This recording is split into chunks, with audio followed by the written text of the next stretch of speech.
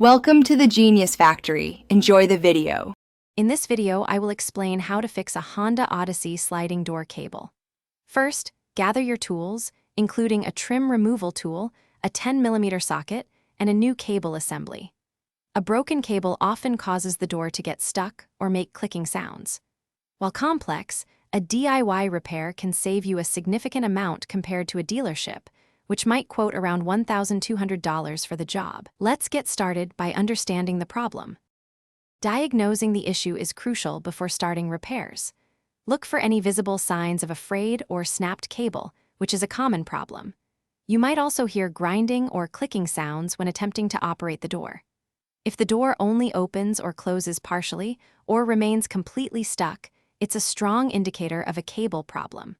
Sometimes, a worn-out center roller can also contribute to cable failure by adding undue stress. Replacing the cable involves several key steps. Begin by carefully removing the interior trim panels to gain access to the sliding door's inner workings. Next, you'll need to detach the motor from its wiring harness and then remove the old, broken cable assembly. When installing the new cable, ensure it is routed correctly and has the appropriate tension.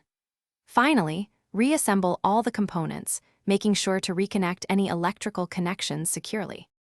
After installation, it's time for testing and final adjustments. Operate the door both manually and using the power function to ensure smooth movement and complete opening and closing.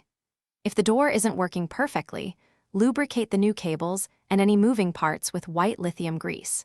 For any post-repair issues like beeping or incomplete closure, try resetting the door system by pulling the 10-amp fuse under the hood for 30 seconds. Thanks for watching. If you found this helpful, don't forget to like and subscribe.